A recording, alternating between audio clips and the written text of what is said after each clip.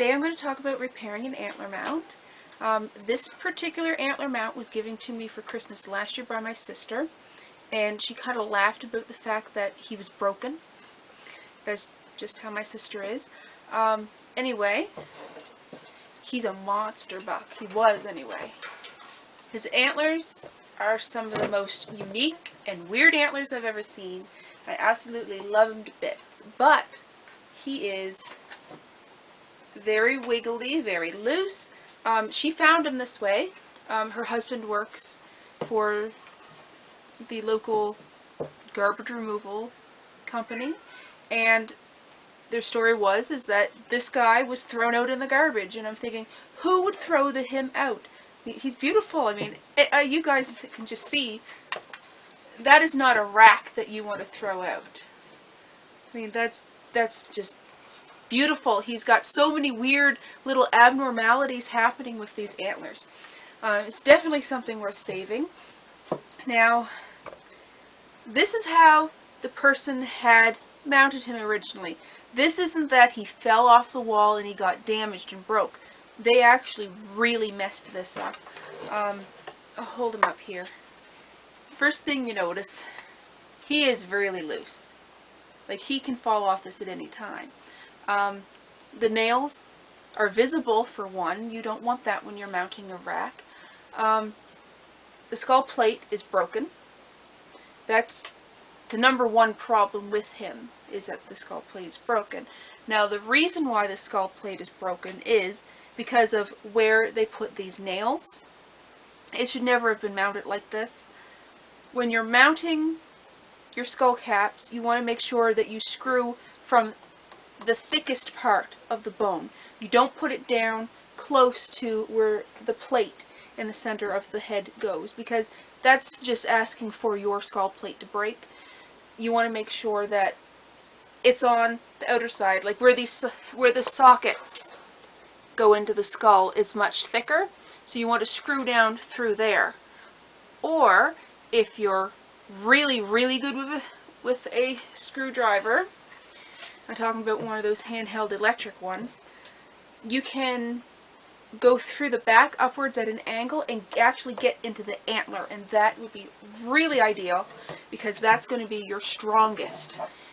So he'd be up like this, and you'd go through the back at an angle into the antler.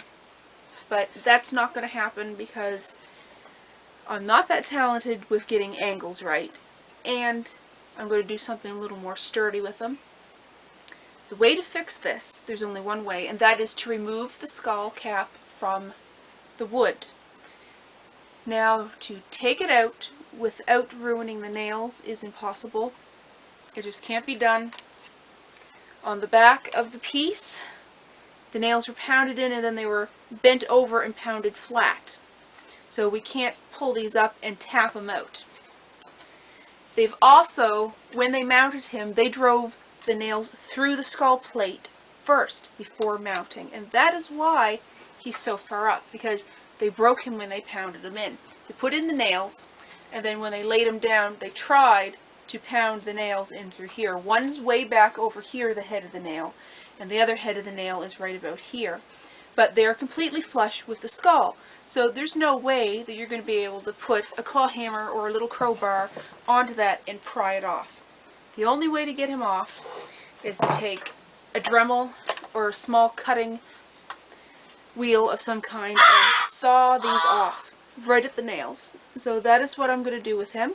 I'm going to cut these off, flip him over, put him on a vise so that I can very gently tap those nails back and pull them out.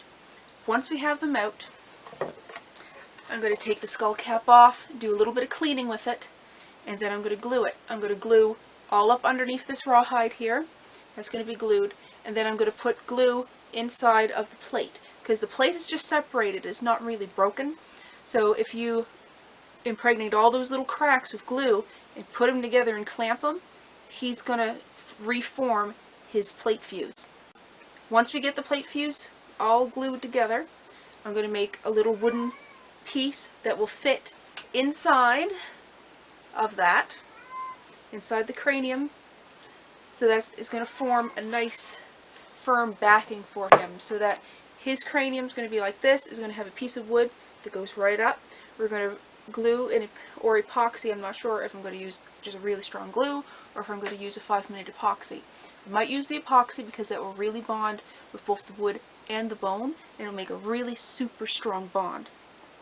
That way, when we take the skull cap and put him back onto this mount, I'm going to make sure he's centered on this wood for one. We'll be able to have a nice strong backing so that when we screw him into this wood through that wooden backing piece under the cranium, he's not going to break. And he's going to be on there really sturdy, and he's not going to do this anymore. So that's going to be the series, is how do you fix this kind of mount? Because as I said, this is just too beautiful to throw away.